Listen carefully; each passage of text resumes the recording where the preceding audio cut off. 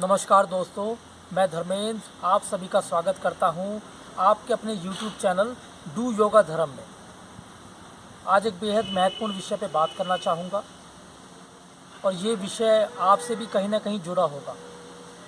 बहुत से लोगों का सवाल है कि वो लंबे समय से योग का अभ्यास कर रहे हैं, प्राणायाम को भी कर रहे हैं, लेकिन उनको फ़ायदा नहीं मिल रहा। अभी भी वो निरोगी काया का सपना देख रहे हैं। और जब मैंने उनसे वार्तालाप की तो ये समझ में आया कि उन्होंने कुछ समय योग का अभ्यास किया और उसके बाद उसको छोड़ दिया। देखिए, योग साधना कोई चमत्कार नहीं है कि आपने 2 दिन किया, 1 महीना किया, 4 महीना किया और आप हमेशा के लिए ठीक हो गए।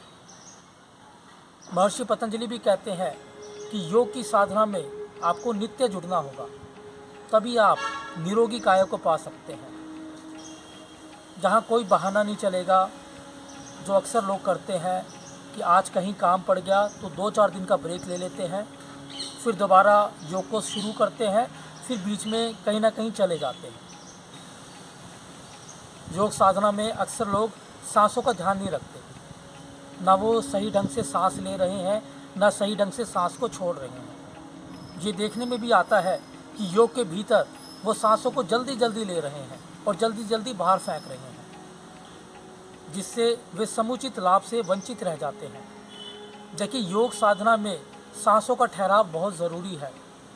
आप किसी भी आसन में आते हैं, उसमें कुछ देर ज़रूर रुकें, लेकिन फिर भी देखने में आता है कि लोग योग को भी एक्सरसाइज की तरह कर रहे हैं। फटाफट आसन को बस कर लेते हैं, कहीं भी उसमें सांसों का कोई ध्यान नहीं रखते और ऐसा करने से उनका मन विचलित रहता है। बहुत बार गलत अलाइनमेंट से भी आपको आसन के फ़ायदे नहीं मिलते। आप कोई भी आसन करते हैं, अगर उसमें आप अपने हाथ पैरों का सही ढंग से इस्तेमाल नहीं करते, गलत तरीके से हाथ को इधर उधर घुमा रहे हैं, तो उससे भी आपको कोई फ़ायदा नहीं मिलेगा। देखिए, किसी भी आसन को करने में उसके अलाइनमेंट का सही होना बेहद आवश्यक है।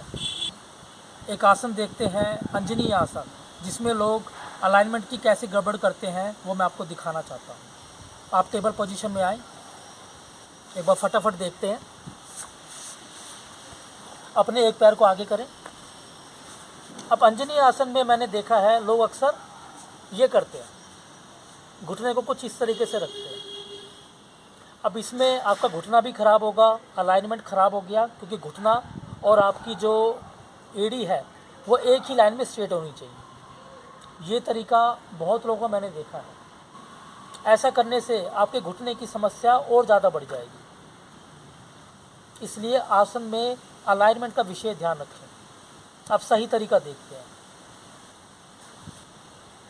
अब ये है सही तरीका। आपका घुटना और आपकी जो एड़ी है वो एक ही लाइन में है, 90 डिग्री के एंगल पर।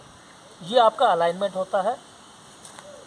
अंजनी आसन में आपने जैसे देखा कि ख़राब अलाइनमेंट से आप अपने शरीर को नुकसान पहुंचा सकते हैं। योग के निरंतर अभ्यास से ही आपको सफलता मिलेगी और आप निरोगी काया को पा सकेंगे। अगर प्राणायाम की बात करें, उसमें भी लोग बहुत सी छोटी छोटी गलतियां करते हैं। जैसे अनुलोम विलोम प्राणायाम, उसमें जल्दी से सांस भरते हैं, फटाफट सांस को छोड़ देते हैं। जैसे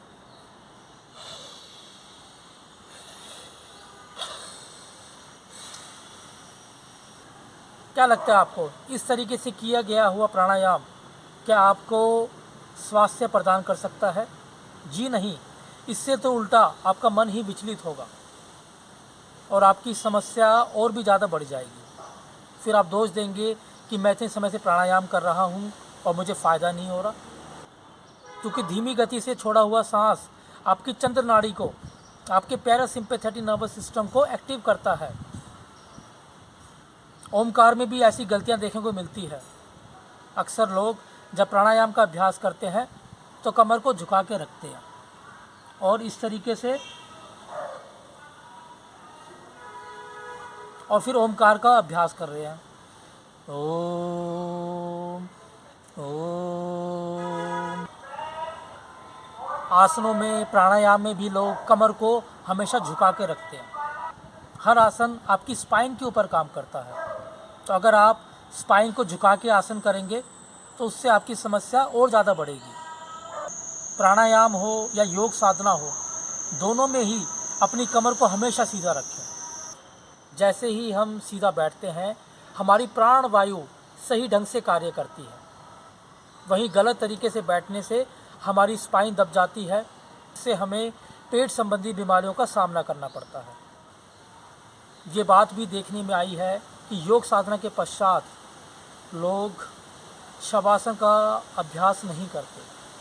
अगर शवासन को नहीं किया जाए तो आपकी मांसपेशियों को रिलैक्सेशन नहीं मिलेगा। कहीं ना कहीं आप बैक पेन से पीड़ित हो जाएंगे और आप मन के तल पे शांत नहीं हो पाएंगे। तो अगर आपको योग साधना का समुचित लाभ चाहिए तो इन छोटी छोटी बातों का ध्यान रखिए। आसन में अलाइनमेंट का विशेष ध्यान रखें। सांसों का लेना और छोड़ना धीरे धीरे होना चाहिए। किसी भी आसन में जोर ज़बरदस्ती बिल्कुल ना करें। दोस्तों, योग साधना कोई मजाक का विषय नहीं है कि आपने इसको फटाफट एक्सरसाइज की तरह कर लिया। योग साधना एक्सरसाइज से बिल्कुल अलग है। इसमें मन को तैयार करना पड़ता है एक साधना में लगने के लिए। योग साधना का नित्य अभ्यास ही मनुष्य को आध्यात्मिक ऊंचाइयों से जोड़ सकता है।